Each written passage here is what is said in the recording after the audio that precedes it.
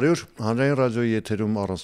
հաղորդաշարի հերթական թողարկումն է, ես Լևոն Սարդարանն եմ, խոսել եւ խոսելու ենք խնդիրների մասին, որոնք ուզում են կամ պետք է ուզեն հասարակության, ինչպես ամեն ուրբաթ մենք այսօր փորձելու ենք չխոսել քաղաքականությունից եւ կենտրոնանալ հիմնականում մշակույթի վրա, այն ամենի վրա, ինչ կապված է մշակույթի հետ, մեր մշակույթի հետ, ամենօրյա մեր մշակույթի հետ եւ այսօր իմ զրուցակիցն է բանաստեղծ հրապարակախոս Հակոբ Մովսեսը, բարև ձեզ։ Բարև ձեզ։ Այսօր ես որոշել եմ ինչ փիլիսոփայենք։ Փիլիսոփայենք։ Տեսեք, մենք ամեն հարկի, անհարկի, ամեն առիթի կամ նույնիսկ ոչ այնքան լավ առիթի դեպքում խոսում ենք պատմությունից, ընդ որում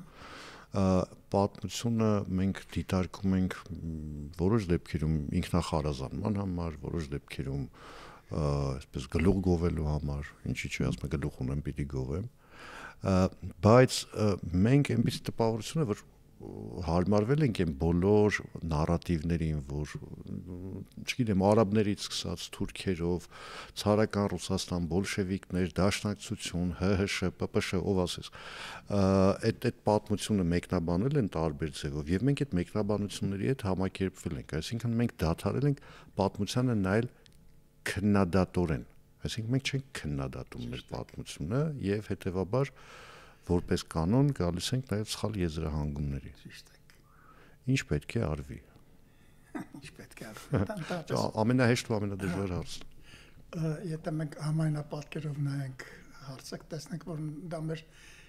գիտակցության ամենացավոտ կողմերից մեկն է։ Բանն այն է, որ մենք ունենք հարուստ եւ երկարատև պատմություն, 2-3000-ամյա, ոմանք ասում են 50-60 000-ամյա, բայց ցավոք չունենք պատմական գիտակցություն։ Իսկ պատմությունը ոչ թե դեպքերի, իրադարձությունների շարան է, այլ նրա համար է, որ մարդու մեջ պատմական գիտակցության սերմեր գցի, ինչ նկատի ունեմ ես ասելով, այսինքն որպեսզի մարդը այդ ձեր ասած քննադատական բառը շատ տեղին է, որպեսզի մարդը իր պատմության այս կամ այն դրվագը վերլուծելիս հիշատակելիս սկսի վերլուծել, թե դա ինչ պատճառով եղավ, ինչու այսպես եղավ եւ ոչ թե այնպես, ինչը հանգեցրեց դրան եւ ամենակարևորը դեպքը, իրադարձությունը պատմության ինչ եզրակացությունների մղեց մարդուն։ Այս ասպեկտով մենք պատմությունը չենք նայում սոսկ այն պատճառով, որ մենք ձեր ասած քննադատական պատմությունը չունենք։ Ընդհանրապես ինքը պատմությունը շատ հեղեղիկ գիտություն է։ Եթե մենք նայենք պատմության, պատմագրության պատմությանը, ապա մենք կտեսնենք, որ դա ուրեմն հին աշխարհում դիցաբանության հետ խառնված գիտություններ, եթե գիտություն բառը տվյալ դեպքում արժե օգտագործել, օրինակ ոչ ոք չի կարող ասել Հերոդոտոսի պատմության մեջ ինչն է առասպել, ինչն է իրական։ Այս առասպելաբանական պատմությունը քրիստոնեական շրջանում դարձավ ջատագովական, քրիստոնեական առասպելաբանական, քրիստոնեական միջավայրում, Բյուզանդիայում, Հունաստանում, Եվրոպայում մինչև 12, 13, 14-րդ դար մինչև վերացնում պատմությունը նրա համար էր, այո, որպեսզի գովաբանվեր կամ փնովվեր։ Ձեր ասած այդ երկու էտապներն էլ մենք ունեցել ենք եւ պատմության երրորդ շրջանը, որը 10-րդ դարից սկսեց, դա սկսեցին ֆրանսիացիները, գերմանացիները, անգլիացիները, հենց ձեր ասած քննական պատմությունն է։ Մենք այդ փուլը դեռևս չենք անցել, չենք էլ մտել։ Մենք ունեցել ենք դրա նախակարապետները, Գարագաշյանի նման սթափ լուրջ պատմիչ, պատմաբան ենք ունեցել, Ադոնցի նման, Մանանդյանի նման, բայց ցավոք սովետական պատմագրությունը քննական պատմությունը գցեց մի կողմ եւ հունական առասպելաբանական եւ քրիստոնեական շրջանի ջատագովական պատմությունը շարունակեց որպես սովետական իրականության առասպելի եւ ջատագովության պատմություն։ Մենք պատմավիպասանություն էլ լուրջ չենք ունեցել։ Մեր վերջին կոնցեպտուալ վեպերը Սամվելը, Գևորգ Մարսպետոնին գրվել են մինչև սովետական ժամանակաշրջանը։ Հայտնվել ենք մի այսպիսի միջավայրում, որտեղ մենք պատմությունը օգտագործում ենք կամ մեզ միֆականացնելու, առասպելականացնելու, կամ ուրեմն մեզ գովաբանելու, կամ մեզ, այսպես ասած, հետ տանելու պատմության մեջ մեր հնությունը ապացուցելու համար եւ այլն, բայց 10-րդ դարից հատկապես գերմանական պատմագրության մեջ մի մոտիվ կա, որը ես կուզենայի, որ մենք հնչեցնենք, որ պատմությունը կյանքի համար ինչքան որ օգտակար է, նույնքան էլ վնասակար է։ Օգտակար է, երբ որ դու ծառայեցնում ես այն ներկային եւ ձեր ասած քննական կամ քննադատական պատմություն ես քո ժողովրդին, քո հասարակությանը տալիս։ Չափազանց վտանգավոր է, երբ որ դու պատմություն անում ես մոնումենտալիզմի, քո անցյալի, այսպես ասած, մոնումենտալ հերոսական էջերը նշելու համար եւ երբ որ դա անում ես հնավաճառության նպատակներով, այսինքն քո պատմությունը անընդհատ հետ տանելով եւ այդպիսով կտրելով ներկայից։ Տեսեք, մեզ մոտ մի քանի որ Գերմանիայի օրինակը բերեցիք, մեզ մոտ էլ մի քիչ տարօրինակ իրավիճակ է ստեղծվել, ինչու՞ տեսեք, դուք ասում եք 19-րդ դարից Գերմանիայում առաջացավ այդ քննական պատմության այդ շարժումը, որը մինչև այսօր պետք է որ շարունակվի։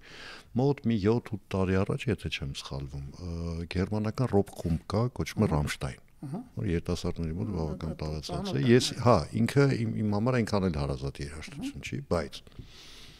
իրենք մի տեսահոլովակ էին թողարկել, հրապարակել, ստեղծել,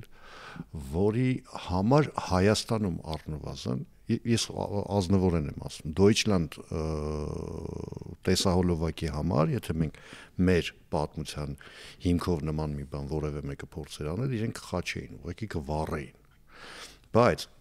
ինքը խումբն էլ այնտեղ հայտնվեց լրջագույն, որովհետև ամենավատ բաները հիշեցրել է, մենք էս ենք եղել, մենք գերմանացիներ, մենք ասում ենք գերմաններ, մենք հզոր բան եւ այլն, բայց մենք էս ենք ունեցել, մենք նացիզմ ենք ունեցել, մենք Գերմանիայի դեմոկրատական հանրապետություն ենք ունեցել շտազիով եւ այլն։ Այսինքն մենք այդ բացառիկության բանը եկեք դնենք մի կողմ, մենք դեռ հարցը ավելի շատ օգուտ ենք տվել, թե վնաս։ Այսինքն գերմանացիները օգտվում են իրենց նիցշեական հայտնի թեզից, որ պատմությունը օգտակար է այն ժամանակ, երբ որ քննական այսօրվա խնդիրներին է նվիրված եւ անցյալ ուսումնասիրում է որպես այսօրվա արգանդ, այսօրը ծնող իրողություն։ Ես ձեզ ավելին ասեմ, դուք հիշատակեցիք գերմանական երաժշտական խումբը, հիմա Գերմանիայում կա պատմագրության մի ճյուղ, որը փորձում է օրինակ բարձել թե ֆաշիզմը գերմանական առողջ սթափ մշակույթի ներկայությամբ որտեղից հայտնվեց գերմանացիների մեջ։ Այդ որտեղից եկավ այդ դևը, այդ սատանան։ Եվ գերմանացիները այնքան ուրեմն ողջախոհություն եւ ռիսկ ունեցան, որ ուսումնասիրեցին եւ հանգեցին այն եզրակացության, որ 18-10-րդ դարի իրենց գրականության ռոմանտիզմից, դա ռոմանտիկական գրականության իդիոմատիկայի ներկայություններ քաղաքականության եւ սոցիումի մեջ։ Իսկ եթե ուրեմն այնտեղ այդ ռոմանտիզմի սիմվոլը, այսպես ասած, ցնորական կապույտ ծաղիկներ, որի հետևից գնում էին ռոմանտիկ հերոսները, ձիերով, նժվիկներով, ասպետները եւ այլն, հենց որ ուրեմն այդ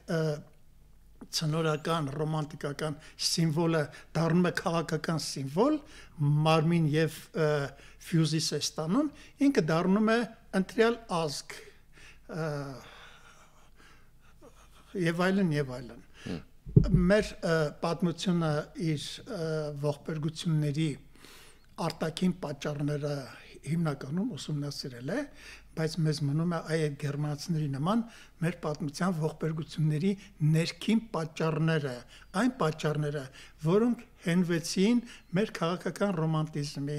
մեր քաղաքական կողմնորոշումների, կարճատեսության, խանդավառության, մեր քաղաքական դիցաբանականության վրա։ Եթե մենք այս ասպեկտով քննարկենք մեր պատմությունը, կարող է պարզվել, որ մեր 18-10-րդ դարի պատմությունները, առանձնապես 20-րդ դարի սկզբի պատմության ահռելի աննախադեպ ողբերգության շատ ու շատ պատճառներ մենք պետք է փնտրենք մեր մեջ։ Այստեղ իհարկե հարցը, եթե մենք դա գիտակցեինք ժամանակին ինչքանով այդ աղետների դեմը կառնեինք, ինչքանով չէինք կարողանալ առնել, բայց համենայն դեպս ես կարծում եմ, որ համապարփակ այդ ազգային ողբերգությունը գոնե այսօր մենք գիտակցենք, որի ժամանակ շատ կներեք, մեր սրտին այսօր էլ յուղ է նստում, երբ որ մենք քաղաքական ռոմանտիկայի տերմիններ ենք օգտագործում, օրինակ եթե ասում ես գենոցիդ, ցեղասպանություն, հայ իրեն բավարարված է զգում առանց հասկանալու, որ դա ոչնչով չի օգնում այն անլուր ողբերգությանը, որի պատճառով մենք պարզապես բնաջնջվեցինք մեր երկրից։ Տեսեք, ինչու դա չենք անում։ Փորձենք հասկանալ պատճառները, ինչու չի արվում։ Այնպես չի, որ մենք վատ պատմաբաններ ունենք, մենք ունենք հրաշալի մասնագետներ, բայց ցանկացած մեկը, այսինքն ցանկացած առաջինը, որը կփորձի պատմականորեն, գիտականորեն հիմնավորել մեր խնդիրների մեծ մասի պատճառները պետք է փնտրենք մեր մեջ, այսինքն ինքը պիտի գտնի այդ խնդիրը, բացահայտի ու փռի, այսպես այնպես այս մեր դիմացը սեղանին։ Նրան ամենուր կկանգնեցնեն գնդակահարության պատվիտակն, դավաճան եւ այլն, եւ դու ասենք որևէ մեկը կանգնում ասում է, գիտեք ինչ կա, մեզ իսկ միգուցե ցեղասպանությանը ենթարկել ոչ թե դա ընդ որում համընդհանուր չի եղել, հիմնականում այն տեղերում, որտեղ դիմադրություն չի եղել, իսկ ինչու մենք մեր երեխեքին չէինք դաստիարակում, ասենք Վանի ինքնապաշտպանության, Զեյթունի ինքնապաշտպանության, Մուսալեռան ինքնապաշտպանության օրինակներով, այլ մեծացնում ենք այդ կոտորվողի հոգեբանությամբ, մեզ ջարդել են, մեզ սպանել են։ Ես մի անգամ այդ փորձը արել եմ, դառնա համը ես ասեմ, մինչև հիմա չի անցել, 26 տարի առաջ։ Դուք ճիշտ եք, բայց դա այսօր պետք է արվի, որովհետև այսօր մենք կանգնած ենք աշխարհաքաղաքական բոլորովին նոր իրավիճակի առջև, որը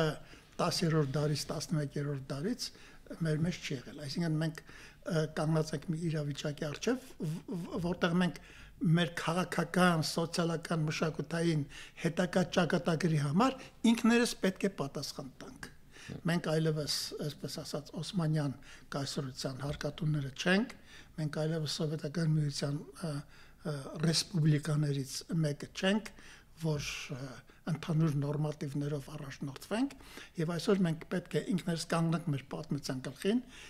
ճիշտ խոսենք մեր պատմության մասին, որովհետեւ այսօրվա մեր պատմությունը ճիշտ կառուցենք։ Դուք ճիշտ եք ասում, այսօր էլ այդ խոսույթները, նարատիվները իշխում են մեր հասարակության գիտակցության մեջ,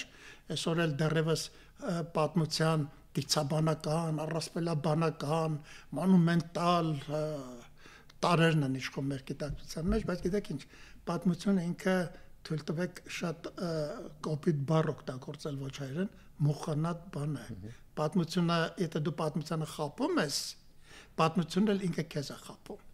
Ես մի բան ձեզ հիշեցնեմ, քանի որ մենք գերմանական պատմագրության մեթոդաբանություններից խոսացինք, գերմանացի մի պատմաբան կա, անունները չտանք չծանրաբեռնելու համար մեր ունկնդրին, որը այն կարծիքին է,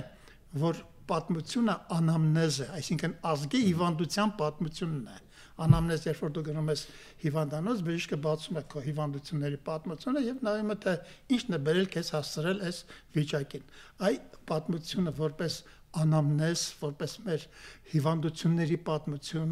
որպես մեր արյան անալիզ, որպես մեր ուղեղի անալիզ, դեռևս այս մեթոդաբանությամբ մեզ ծանոթ չէ, բայց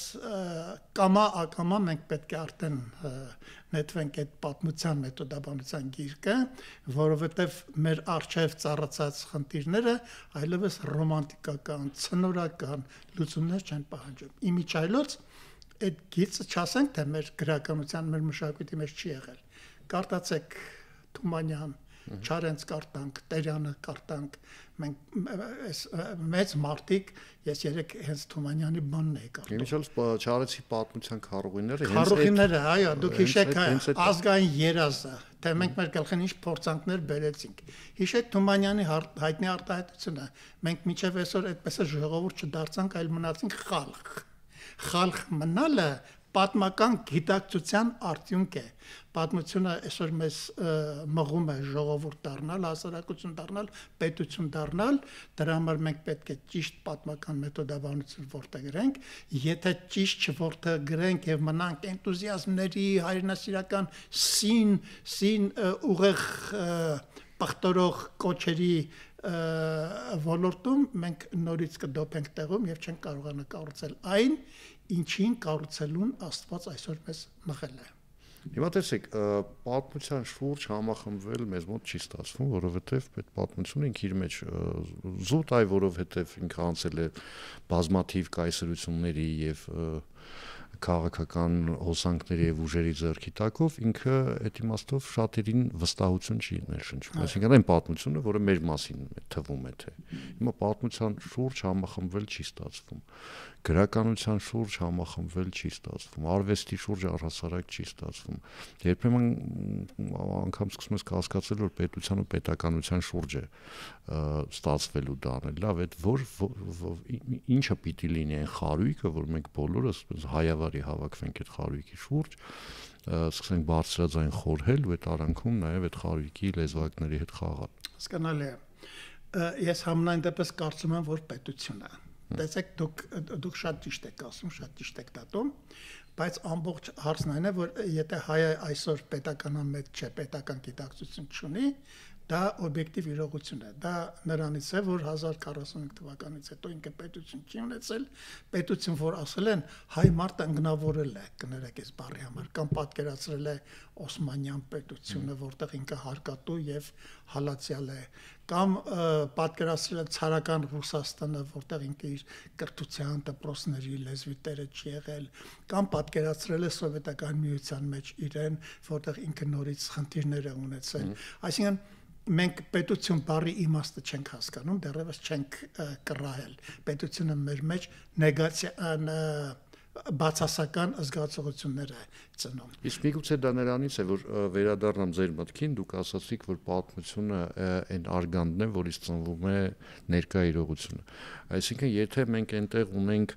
հիվանդությունների մի ամբողջ համախումբ, որի բուժմամբ մենք չենք ստացվում, բնականաբար պիտի աղճատված իրականության զգացում էլ ունենանք, որովհետև այլ կերպ չի լինում։ Այսինքն մենք միանգամից ծնվում ենք ծուռ հայելիների թագավորությունում ու հետո բողոքում ենք, ասում ենք, այս այնպես չի, այնպես չի։ Կեցեք, հենց այդպես էլ կա։ Այստեղ մի բարդություն կա, մի հակասություն կա։ Բանն այն է, որ Հայաստանի Հանրապետությունը այս 30 տարիների ընթացքում բարվոք սկզբնավորություն չունեցավ։ Սկզբում պատերազմ, հետո պարտությունը հասարակությունը տարտղնում եւ ֆոկուսից գցում է, այ դուք որ ասում եք ինչի շուրջ համախմբվի։ Բայց ես ասեմ, մենք հաղթանակի շուրջը չկարողացանք համախմբվել։ Որտեղ այդ հաղթանակը մեր հաղթանակ չէր, հենց դրա համար, որտեղ դա պաթետիկ, առասպելական միֆոլոգիա մեր, ոչ թե հաղթանակ։ Մեր ժողովուրդը խոճապի է մատնված այսօր։ Նույնիսկ լավ բան է անում, ինքը լավ բանից խոճապի մեջ է ընկնում։ Ենթադրենք ասում ես ուսուցչի աշխատավարձը բարձրացնում եմ, պետությունը ինքը վախենում է, ասում ուրեմն այստեղ մի հատ ստոր բան կա, ստոր նպատակ կա, ուզում են դպրոցը քանդեն, ուզում են թուրքերին բերեն Հայաստան։ Կարող է պետությունը ժողովրդին մի սռնու շուրջ հավաքել եւ իմիջիալոց ոչ միայն ժողովրդին, այլ նաեւ նրա մշակույթը, նրա երգը, նրա երաժշտությունը, ամեն ինչ։ Սա պետք է անի պետությունը եւ դրանով իսկ ինքը վերև հանի ջրի երես հանի իր մշակույթի այն շերտը, որը ուղղված է եղել 18-րդ դարից սկսած պետությանը, պետության հասարակության գիտակցությանը, հայրենիքին եւ այլն եւ այլն։ Ասելքս այն է, որ այսօր Ռաֆին կամ Պատկանյանը կամ Աբովյանը դպրոցում պետք է արդեն նոր չափանիշներով մատուցվեն։ Օրինակ, ասենք Պատկանյանի Վերք Հայաստանին այսօր պետք է աշակերտին ներողություն Աբովյանի Վերք Հայաստանին ոչ թե զուտ հայրենասիրական վեբ, դա ինքնին գոյություն ունի, այլ պետք է մատուցվի իբրև մի վեբ, որտեղ մեր մեծ գրողը իր հայրենիքի հիրատի աստիճանակարգն է ման գալիս, ասում է դուք չեք ճանաչում այս ժողովրդին, այսինքն որտեղ գրողը ուզում է հայրենիքի հրեշտակային աստիճանակարգը որոշել, դրա համար ասում է ես ամբողջ գիշեր գոռում գոչում էի եւ դու Հայաստան հրեշտակ իմ մեջքին կանգնած ինձ հուշում էիր, այս Հայաստան հրեշտակը պետք է ոչ թե կրոնական իմաստով, այլ աստիճանակարգային իմաստով պետք է մտցվի մեր գիտակցության մեջ, որ մենք ուսադիր ունեցող ժողովուրդ ենք, կարգ ունեցող ժողովուրդ ենք, հիերարխիա ունեցող հասկացությունը հայրենիքը եւ հայրենասիրական լոպազության եւ լորձունքոտ բանաստեղծությունների առարկա չէ միակ։ Հայրենիքը մի բան է, որը պահանջում է ճիգ ու ջանք։ Հիմա համաձայնելով ձեր, հա, իհարկե 17-18-րդ դարի մի մեծ փիլիսոփա կա, որ ասում է սերը ոչ մի բան է, եթե ինտելեկտուալ սեր չէ, մենք պետք է մեր հայրենիքի հանդեպ ինտելեկտուալ սեր ու գորովանք ունենանք, դա նշանակում է նրա տնտեսության, նրա ուսման, նրա աղքատի, նրա սոցիալական կարգերի, այս է կլինի իսկական հայրենասիրություն, որը ունի Ռաֆին, Պատկանյանը, որը ունի Ալբովյանը եւ այլն եւ այլն։ Ես ես այդ 100% համաձայն եմ, մենակ այստեղ մի խնդիր կա, մի բայց կա, չէ՞, սովորաբար դիվանագիտական տեքստերում ասում են բայցից հետո հիմնական տեքստը սկսվում է։ Հիմա բայց այդ ամեն ինչը ես ընդունելով հանդերձ, ես չեմ տեսնում այդ ընթացքը, որը տանում է այդտեղ, որովհետև մենք ասում ենք, տեսեք, մենք ասում ենք 30 եւ ավել տարի Հայաստանի Հանրապետությունը անկախ է, ամենայն հարգանքով բոլոր իշխանությունների նկատմամբ։ Ես մինչև այսօր, մինչ այս պահը չեմ տեսնում, որ պետությունը զբաղվում է քաղաքացի դաստիարակելու եւ կերտելու պատվեր իջեցնելով։ Չեմ տեսնում ես դա։ Միգուցե ինձնից թաքուն է արվում։ Դուք ձեզնից թաքուն չի արվում, դուք շատ ճիշտ եք ասում։ Ինչն է մեզ խանգարում պետության արկայությամբ ձեր ասած քաղաքացին դառնալ։ Իներցիան 200 տարվա, եթե ոչ 1000 տարվա իներցիան։ Դա հեշտ բան չի։ Դուք փորձեք գնալ ուրեմն մեր այսօրվա զորույցի մտքերը, ենթադրենք արտահայտել այսօրվա պետական համալսարանի, ասենք, կամ մյուս համալսարանների բանասիրական ֆակուլտետի լսարանում։ Ձեզ կենթարկեն այն նույն լինչի դատաստանին, ինչի մասին դուք մի քիչ առաջ ասացինք։ Սա մեթոդաբանության հարց է։ Եթե ասենք, թե մեր ժողովուրդը գիտեք, բութը չի հասկանում այս բաները, այդպես չի։ Հետամնաց մտավոր կարողությունների պակաս ունի, դա այդպես չի։ Բայց մեզ պակասում է մի մեթոդաբանություն, որը վիթխարի դիմադրություն ունի նախորդ մտածողության եւ նախորդ շրջանների մտածողության կողմից, որը արգասաբեր է եղել։ Ասենք մենագրություններ են գրել Չարենցի Ես իմ անուշ Հայաստանի հանճարեղ բանաստեղծության մասին, բայց խորշել են ազգային երազի ճշմարտությունների մասին միտող գրելուց։ Երկիր նայիրի վեպը, երբ որ ես կարդում եմ, ես ամոթից կարմրում եմ։ Երկիր նայիրին ոչինչ է առանց Ես իմ անուշ Հայաստանի, բայց հավատացեք, որ Ես իմ անուշ Հայաստանի հանճարեղ բանաստեղծությունն էլ ոչինչ չարժե, եթե մենք մեդալի մյուս երեսը, ազգային երազը կամ երկիր նայիրին չենք իմաստավորել, չենք ուսումնասիրել, չենք հասկացել, թե այդ ինչ բաներ, այդ մազուտի համոն ով է մեր հոգու, մեր սրտի մեջ նստած, որը թուրքերին մազուտ էր ծախում այդ թոհուբոհի ժամանակ, այդ ինչի կարսի պես, այսպես ասած, միֆական, մշակութային էմբլեմ ունեցող քաղաքը հանգարց մատնվեց խուճապի եւ մի վայրկյանում փոշիացավ։ Այս բոլոր հարցերի պատասխանը մի օրվա մեջ չեն կարող տրվել, սա սերունդ, եթե ոչ սերունդներ են հարկավոր, սրանց գոնե մոտենալու համար։ Ես օրինակ մի բան ասեմ ձեզ։ Այսօր մենք կանգնած ենք պետություն կառուցելու դժվարին իրավիճակի առջև։ Մենք գիտենք ինչ բան է պետությունը։ Մենք ոնց կարող ենք պետություն կառուցել։ Առանձին անհատները, հա, ընդհանուր հավաքական մտածողության մեջ չենք պատկերացնում։ Մենք պետական գրականությունից էլ ենք անտեղյակ։ Մենք ոչ լավա որ Պլատոնի պետությունը թարգմանվել է, սրանք դասական գործեր են, բայց մենք ոչ գիտենք այսօրվա պետությունը, ոչ այն նորմատիվները, ոչ հասարակության կառուցվածքը, ոչ մի բան չգիտենք։ Մենք նորից պետություն ասելով խանդավառ ինչ-որ մի բան ենք պատկերացնում, որը թոշակները պետք է կներեք, ոչ միայն խանդավառ պետության մասին կներեք այդ բառի համար ճամարտակողների 90%-ին որ հարցես տալի, ինչ են անում, Մաքիավելի են։ Ապրեք, մեջբերում։ Որ ասում ես, բայց ժողովուրդ ասում եմ, լրիվ ուրիշ բանի մասին։ Լրիվ ուրիշ բան է, բայց դասական կառուցվածքը պետության մենք այսօր չգիտենք։ Սա սիրելի Լևոն կրթության հարց է, լուսավորության հարց է։ Գիտեք, 10-րդ դարի մի շատ մեծ պետության փիլիսոփայության մի ներկայացուցիչ կա շվեյցարիացի Յակոբ Բուրքհարտ, տիտաններից մեկն է, որի գիրքը գետինը մտնեն չթարգմանողները, որ մինչև այսօր չեն թարգմանել։ Նա մի նախադասություն ունի, որ այսօր մեր պետության, այսպես ասած, կարգախոսը կարող է լինել։ Մշակույթի բարձրագույն ձևը պետությունն է։ Եթե ժողովուրդը պետություն չի կարողանում կառուցի, թող չհոխորտա, որ ինքը մեծ մշակույթ ունի։ Եվ եթե ժողովուրդը հոխորտում է, որ մեծ մշակույթ ունի, բայց չի կարողանում պետություն կառուցի, ուրեմն երևի ինչ որտեղ ոնց որ կասես մեր մեծ գրողը մի բան սխալ է։ Քանի որ գրողներից էլ խոսք գնաց, տեսեք, գրողները, նկարիչները, ընդհանրապես արվեստի մարդիկ իրենք են մարդիկ են, որոնք ստեղծում են միջավայրը, որի շուրջ պետությունը կարողանում է զարգանալ, որովհետև այդ մարդիկ են սեր նաև ներարկում, որովհետև պետությունը ինքը իրենով իշխանություն, ինքը սեր ներշնչող չի։ Հա, դա պիտի անի գրողը, դա պիտի անի բանաստեղծը, դա պիտի անի նկարիչը, կոմպոզիտորը եւ այլն եւ այլն։ Բանվորը պետք է եղած ժամանակ։ Բայց տեսեք, այն օրը մի քննարկում էր, ես այնտեղ մի բան կարդացի շատ հետաքրքիր, ասեց, երբ ես իմացա Լև Տոլստոյի ամբողջական կենսագրությունը, տեսեք, սիրուհիներ է ունեցել, ես դադարեցի հարգել Տոլստոյին, ոչ միայն իրեն, անձը որպես, այլև իր ստեղծագործությունները։ Եվ մոտավորապես նույն խոսույթը կապված Չարենցի հետ, կապված մնացած գրողների,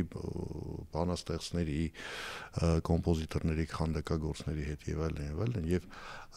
մենք միշտ հետո այդ արանքում մոռանում ենք, որ այդ ստեղծագործությունը իրականում դա միայն ազգին է, չի դա պետությանն է։ Այսինքն այդ նույն մազութ համոներով, այդ համեմատություններով, նույն պատմության քառուղիներով մենք գնում ենք դեպի պետություն։ Հիմա երբ մենք ջնջում ենք այդ ճանապարհը, դեպի պետություն տանող ճանապարհն ենք քանդում, ըստ էության մեր իսկ ձեռքով, չէ՞։